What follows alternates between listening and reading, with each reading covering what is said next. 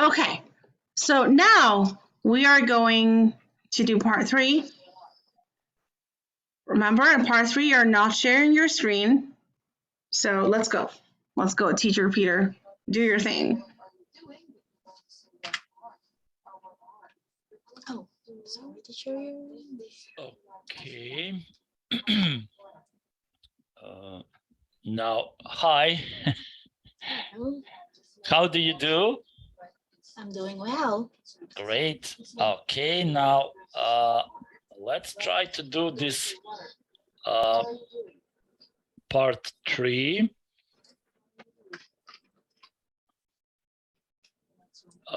Of the lesson. So there will be some questions for you that you need to answer. Okay, so remember we talked about the skill that it was difficult for you to learn, to understand. So we will have these questions for you to answer. Okay, so I think we are ready. Okay, so let's try to share the screen and see the questions. Okay, so tell me, can you see the questions? Remember, in part 3, you do not share your screen. You do not share your screen. Okay, I'm sorry. No. They just have to hear you ask them the questions. Okay, good. Okay, now let's start with the first question. Okay, are you ready? So the first question is, what skills do students need to master? What do you think, Mao? What students need to master? I think students should master math, science, because in our school we always study and we do homework, and most of the time we need to prepare for exams. So all of the students will have to read their books overnight and then answer a lot of tests and do some packs of homework. So I think students should learn how to prepare for the test. Okay, that's great. Excellent. Now let's move to the next question, number 2. Is it hard for students to learn new skills? What do you think? I think maybe because a lot of us would like to do, we don't have much time to do things, extra things like for one, my parents enrolled me into a piano class. So I have a piano lesson every Saturday and Sunday. It was really hard at the beginning, but I think I can do it well now. Okay, perfect, great. Okay, let's move to number 3 question. Is it hard for old people to learn new skills? What do you think?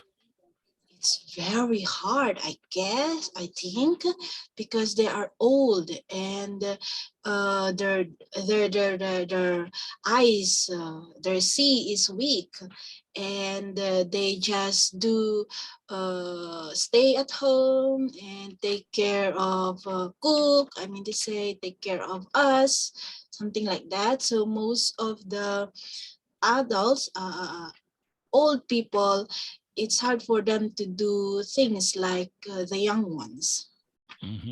Okay, good. And number 4, is a good teacher very important for students' learning experience, and why? What do you think? I'm sorry. Let me repeat, is a good teacher, maybe like me, very important for students' learning experience. And why? What do you think? Students' Yes. learning experience. Okay. Yes. A good teacher can actually help the students to be better and in their studies. And if you have a good teacher, probably you would have a good result. Learning experience. Oh, and most of the students would really apply or enroll in a school which are with lots of good teachers, and they want to be good, to have a good grade. So all of the students would have to love or would like to have a good teacher. Okay, excellent, perfect. Thank you. Very. I think your answers were very good. Okay, now I should make some kind of a remark, right, on the answers. Okay, Mao, it was a great job from your side. Okay, let's. When you will conduct this test, usually for IELTS, you have to be more concise, to be like to let's say click the point, right, with every answer. So try to be more, stick to the to every question. Like the first one was, what skills do students need to master? And you did great. You answer for some skills. They maybe had to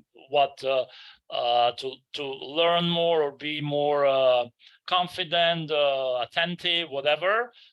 So try to be like try to, let's say, maybe you can put them in some consecutive way, right? To be maybe attentive or hardworking, whatever. So also try about the pronunciation of the right words. Let's say in the third question, I noticed when you were talking about old people, you were saying about their eyes. Try maybe to use like when you're using when someone has to be aware what is he seeing or not, try to use maybe a sight, right, instead of see, something like that, to be more maybe formal, right? Maybe your the instructors, the IELTS instructor will appreciate this language that you're using, okay? And also the fourth question, it was maybe a bit unclear for you. It was that's why I had to repeat it. Okay, so also like for the first question, try to be also more concise and try to get the point with your answer, because the instructors, IELTS instructors, are appreciating the students who can be let's say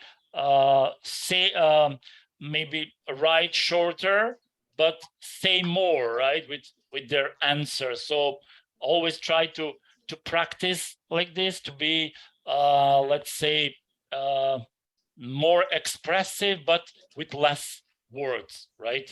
And I'm sure you will get a good grade for your IELTS exam. So thank you for your let's say being here, your presence. All right. Okay, so a quick question. Did you take any notes, teacher Peter? No, I didn't take notes. I have to excuse myself because the share screen was big. I was in a kind of hurry. But for the incoming lessons, I will open the notebook and I will write everything. Yes.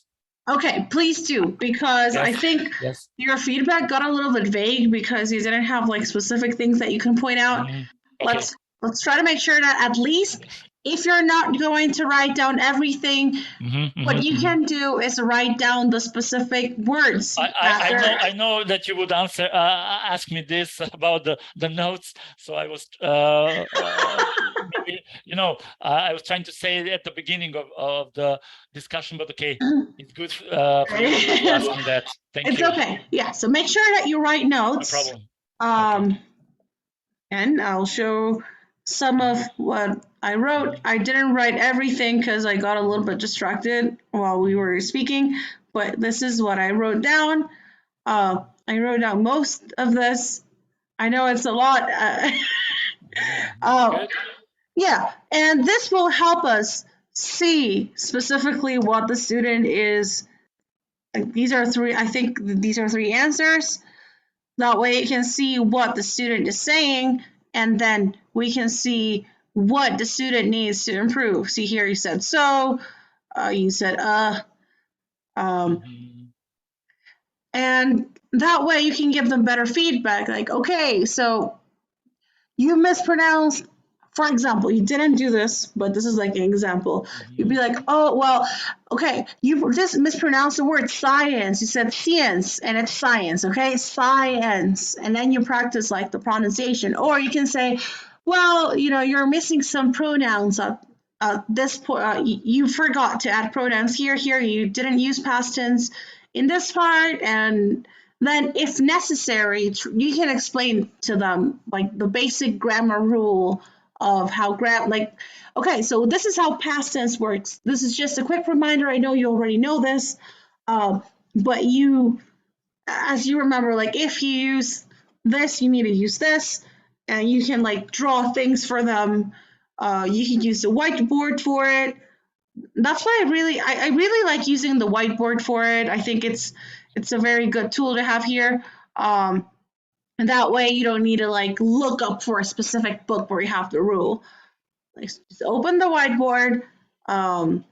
Sometimes what I will do is that I will open the whiteboard and write and show them what they wrote, what they said, like show them my notes, and then we can rephrase it together.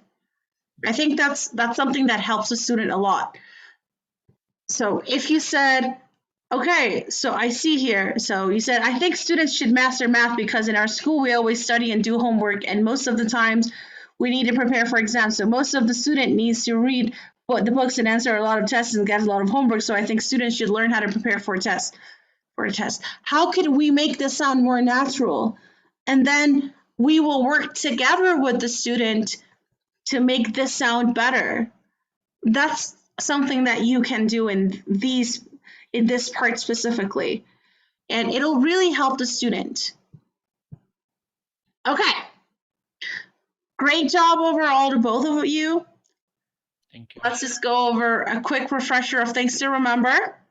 So number one, do not interrupt the student. Remember, this is not a real conversation, it's a test. You can talk to them a little bit before you start or after you're done practicing. I have seen some teachers treat part one as a conversation. You're like, oh, really? I really like dogs too. No, they don't need to know that. You can tell them that after you're done with part one, but not in the middle of the questions. Take notes. Again, it'll make it way easier for you to correct students. It will make the corrections better. Number three, use of timer. This will help the student be more prepared. Sometimes when they're starting, I will give them a little bit more time to prepare in part two, and then I will go shorten the time until they're ready. Then watch out for common mistakes. This is why we take notes. That way we can see their common grammar mistakes. Because most of the times they'll make the same mistake over and over, and it's not because they don't know the rule, it's because they just forget because they're nervous. Be empathetic. This test is very important for students. They may need it for college, immigration, or work. So make sure they feel comfortable and stop if they get overwhelmed. If you see that the student starts crying, then be like, okay, let's continue with part three. Just stop for a second. It doesn't matter if we only have It doesn't matter if we have like 10 minutes left and the student is not done with the test. Just stop at that moment, make sure that the student calms down, and if anything happens, the student can always just book you again. I think the student is more likely to book you if you make them feel comfortable than if you just make them finish the test. And the last one, use available resources. There are tons of YouTube videos showing examples of how the speaking part of the IELTS go. So watch them. Go on YouTube, watch some of those videos. They will be very helpful. There are a couple of mock tests where they show you how a student should speak in order to get a certain band in the test, which will be very helpful for you. And make sure that you watch most of those videos. That will also help you figure out what are the things that you need to correct specifically. Okay? Okay, so I hope you have a lot of fun teaching and good luck. Now, what I want you guys to do is to go on YouTube and look up IELTS tests. I just want you to go review a couple of those videos, see how the students speak. These videos are usually really cool. Most of the examiners will tell you, well, the student didn't get lost a point because they said this, or the student gained a point because he said this. So take those things into consideration as well, because that will help you be better at grading the student, and that will help the student do better at their test at the end, okay? All right, so any questions, any concerns? Amy, I have a question about the task cards. They're already, in the PDF materials, right? So we'll stick to that for the student, right? For the particular class, right? Yes. Okay. I think we have like 4 or 5 IELTS books over here. So you will have a lot of questions to ask the student. You don't necessarily have to read them in order. Just go at random. That way you won't get bored. Sometimes you get like 5 students and you don't want to ask them the exact same thing. It's boring for you as well. So just pick a random page that they haven't done and go through that, okay? Okay, good. All right, any questions, Mao? Clarification, like what you said earlier, so it is the best way to practice the students, not showing them the questions unless it's necessary for them to do so. Okay, so in part 2, we share our screen. Because in part 2, they have to read the questions. And you can read them for them. Like, okay, so part 2, like, what is, talk about the last time you traveled. You should say this, this, this, and this. You can read it out loud for them, but share your screen in part 2, and don't share your screen in part 3. In part 3, you just read the questions to them, and they have to just be able to listen to you. Okay. All right, that's all. Thank you. Okay, great. All right, guys. So thank you for being with me the whole class. You were the only 2 survivors. I hope you have a great night. I think it's nighttime for both of you. Go get some sleep, and if you have any questions, yeah, you can find me on Skype. I think just ask the admin, and I'll reply as long as it's not too late. Okay, bye.